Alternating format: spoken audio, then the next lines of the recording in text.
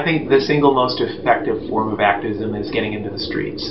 I know that with a younger generation there's a temptation to rely on things like online petitions or other ways of online voting, but you really don't feel your strength when sitting behind your computer or your iPhone or whatever and just clicking on something. Where you really can be most effective is when you're shaking your fist at the people that are trying to screw you, in this case various politicians and religious leaders.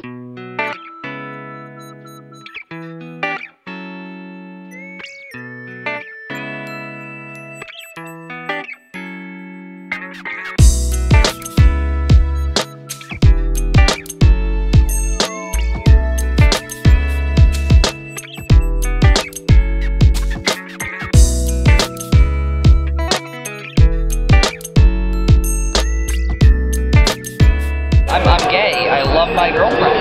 And it's frustrating because you have people like Sally Ride, astronaut hero, everything, brilliant scientist, She was with her female partner for over, I believe it's 30 years. Yeah, and she couldn't be out, and then she dies, and her partner can't get the pension benefits because she's gay.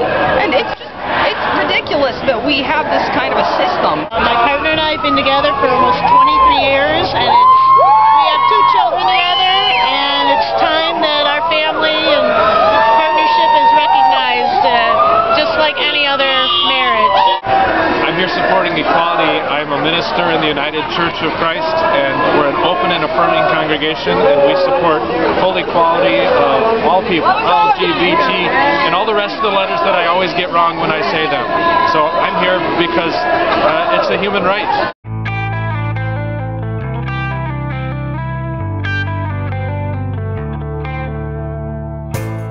It was a way of demeaning our community to say that, well, we'll have the real marriage for the straight people and the marriage like for the gays, and that should be good enough. And so we have been very insistent upon using the M word and not accepting any lesser substitute, because it isn't even, at the end of the day, even if they could, and we know they can't, but even if they could have truly equal and separate institutions, it's a way of demeaning and dehumanizing our community. Civil unions is a separate but equal status. It does not afford the over 1,000 rights that federally recognized marriage does, and separate is never equal. Visitation rights at hospital, retirement benefits, lots of things. And civil unions often aren't are recognized, even if they were a straight civil union, by other states because of the way that the laws work.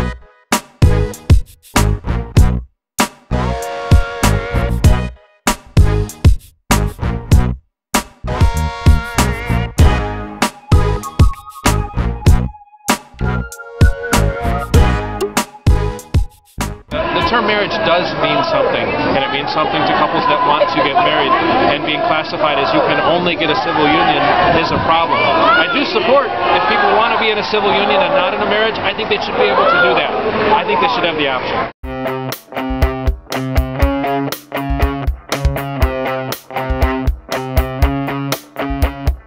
I've done quite a bit of reading about the understanding of Scripture, and I can tell you that the only words that are in the Bible, either Hebrew or Christian Scripture, that have to do with homosexuality specifically have to do with the words of Paul. But what's important to understand is that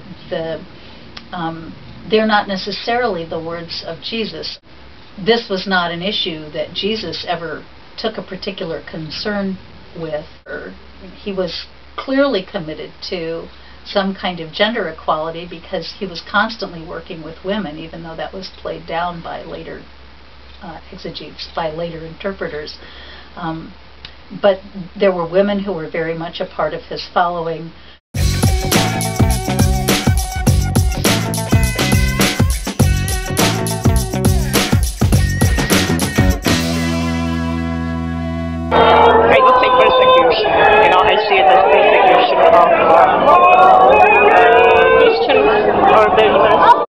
arguments that if we got marriage equality, for example, here in the state of Illinois, that somehow the Catholic Church would be repressed is just so totally bogus and unreal. And they know they're giving a disingenuous argument. You just have to look at how at variance the Catholic Church's own teachings are and rulings are on the subject of heterosexual marriage, let alone gay marriage, so-called.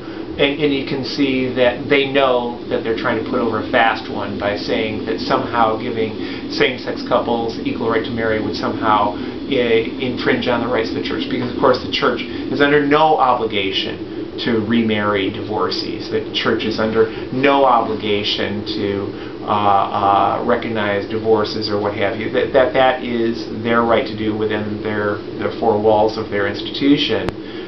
It's when they step out of that and try to impose their religious values on everyone, believer and non-believer alike, that they cross the line.